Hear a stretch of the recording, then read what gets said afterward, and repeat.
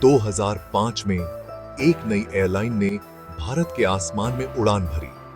Kingfisher airlines ने एक अलग ही लेवल का फ्लाइंग एक्सपीरियंस देने का वादा किया। ये विजय माल्या का ड्रीम प्रोजेक्ट था। माल्या चाहते थे कि किंगफिशर एयरलाइंस लग्जरी और एस्पिरेशन का सिंबल बने। किंगफिशर एयरलाइंस ने पैसेंजर कंफर्ट और एंटरटेनमेंट पर ध्यान केंद्रित किया। किंगफिशर एयरलाइंस को अपने शुरुआती वर्षों में रिमार्केबल सक्सेस मिली। एयरलाइन का कस्टमर सर्विस पर ध्यान और प्रीमियम ऑफरिंग्स ट्रैवलर्स को पसंद आई। किंगफिशर एयरलाइंस जल्द ही बिजनेस ट्रैवलर्स और उन पैसेंजर्स की पहली पसंद बन गई जो कंफर्ट और कन्वीनियंस के लिए प्रीमियम प्राइस देने को तैयार थे। एयरलाइन की सक्सेस में विजय माल्या के चरिज्मा और मार्केटिंग स्किल्स का भी बड़ा हाथ था। माल्या, जिन्हें अक्सर किंग ऑफ गुड टाइम्स कहा जाता था, अपनी एयरलाइन को प्रमोट करने में कोई कसर नहीं छोड़ते थे।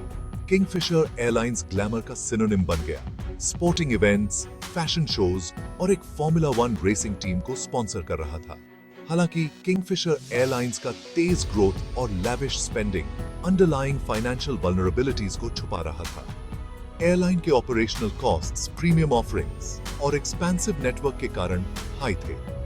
2007 में low cost carrier air Deccan को अक्वायर करने के एयरलाइन के डिसीजन ने इसकी फाइनेंशियल स्थिति पर और प्रेशर डाला। अपनी आउटवर्ड सक्सेस के बावजूद किंगफिशर एयरलाइंस के ऑपरेशंस में क्रैक्स दिखने लगी। एयरलाइन के एम्बिशियस एक्सपेंशन प्लान्स के कारण उसके पास बहुत बड़ा फ्लीट और रूट्स का एक कॉम्प्लेक्स नेटवर्क था, जिनमें से कई अनप्रॉफिटेबल थे। 2008 की ग्लोबल इकोनॉमिक डाउनटर्न ने एयरलाइन की फाइनेंशियल वोज को और बढ़ा दिया, क्योंकि पैसेंजर ट्रैफिक में गिरावट आई और फ्यूल प्राइसेस बढ़ गए। एयरलाइन की फाइनेंशियल ट्रबल साफ दिखने लगी, क्योंकि उसे अपने एम्प्लॉइज और वेंडर्स को समय पर पेमेंट करने के लिए संघर्ष करना पड़ रहा था। डिलेड सैलरीज और फ्यूल सप्लायर्स को अनपेड ड्यूज की रिपोर्ट सामने आई, जिससे एयरलाइन के लॉन्ग टर्म वायबिलिटी के बारे में चिंताएं बढ़ गईं। पैसेंजर्स को भी बार-बार फ्लाइट्स डिले और कैंसलेशंस का सामना करना पड़ा, जो एयरलाइन की फाइनेंशियल इंस्टेबिलिटी का नतीजा था। बढ़ती चुनौतियों के बावजूद विजय माल्या पब्लिकली ऑप्टिमिस्टिक रहे एयरलाइन के फ्यूचर को लेकर। उन्होंने कहा कि एयरलाइन की फाइनेंशियल वोज टेम्पररी हैं और यह जल्द ही प्रॉफिटेबिलिटी पर वापस आ जाएगी। हालांकि एयरलाइन के क्रेडिटर्स और इन्वेस्टर्स स्थिति को लेकर चिंतित थे। 2011 तक किंगफिशर एयरलाइंस की फाइनेंशियल सिचुएशन बहुत क्रिटिकल हो गई थी। एयरलाइन पर बैंक्स, फ्यूल सप्लायर्स और एयरपोर्ट्स का बिलियंस ऑफ डॉलर्स का डेट हो गया था। स्टेट ओन्ड बैंक्स के नेतृत्व में एयरलाइन के creditors concrete turn around plan की कमी से धैर्य खो रहे थे। बैंक्स के प्रेशर में इंडियन गवर्नमेंट ने सिचुएशन में इंटरवीन करना शुरू कर दिया। गवर्नमेंट ने माल्या से एयरलाइन में फ्रेश कैपिटल लगाने और ऑपरेशंस को रीस्ट्रक्चर करने के लिए वायबल प्लान बनाने का आग्रह किया। हालांकि कई दौर की नेगोशिएशंस के बावजूद कोई ठोस सॉल्यूशन नहीं निकला। जैसे जैसे एयरलाइन की फाइनेंशियल वोज गहरी होती गई, उसके ऑपरेशंस बुरी तरह प्रभावित हुए। किंगफिशर एयरलाइंस को फ्यूल और एयरपोर्ट चार्जेस का भुगतान करने में असमर्थता के कारण अपने फ्लीट साइज को कम करने, रूट्स कैंसिल करने और एयरक्राफ्ट ग्राउंड करने के लिए मजबूर होना पड़ा। एयरलाइन की रेपुटेशन, जो कभी लग्जरी और रिलायबिलिटी का सिनोनिम थी, को बहुत नुकसान पहुंचा। Section 5. Emergency Landing. The Grounding of Kingfisher. Early 2012 में Directorate General of Civil Aviation, India's aviation regulator, ने किंगफिशर एयरलाइंस का ऑपरेटिंग लाइसेंस सस्पेंड कर दिया, क्योंकि वह अपनी फाइनेंशियल वोज और ऑपरेशनल चैलेंजेस को दूर करने में विफल रही। एक समय की माइटी एयरलाइन, जिसने इंडिया में एयर ट्रैवल को रीडिफाइन करने का वादा किया था, इंडेफिनिटली ग्राउंड कर दी गई थी। किंगफिशर एयरलाइंस के ग्राउंडिंग ने इंडियन एविएशन इंडस्ट्री को हिलाकर रख दिया। यह सेक्टर के सामने आने वाली चुनौतियों की एक कठोर याद दिलाता था, जो high fuel prices, intense competition और वीक रुपी से जूझ रहा था। एयरलाइन के कोलैप्स ने एविएशन सेक्टर की देखरेख में गवर्नमेंट और रेगुलेटर्स की भूमिका पर भी सवाल उठाए। किंगफिशर एयरलाइंस का ग्राउंडिंग एक युग का अंत था। एयरलाइन जो कभी इंडियन एस्पिरेशन और एम्बिशन का सिंबल थी, ग्रेस से गिर गई थी। अपने पीछे डेट्स, डिस्ग्रंटल्ड एम्प्लॉइज और स्ट्रैंडेड डॉट पैसेंजर्स का ट्रेल छोड़ गई थी। सबके मन में यही सवाल था, आखिर ये कैसे हुआ? Section 6. The human cost. Employees and passengers left stranded. Kingfisher Airlines के collapse का उसके एम्प्लॉइज और पैसेंजर्स पर बहुत बुरा असर पड़ा।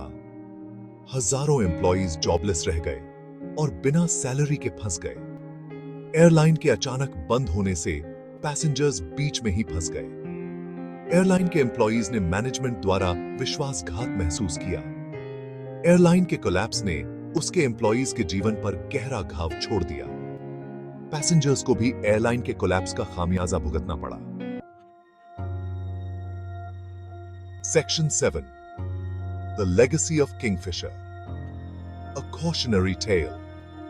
Kingfisher Airlines की कहानी एम्बिशन के गलत रास्ते पर जाने की एक कॉशनरी टेल है।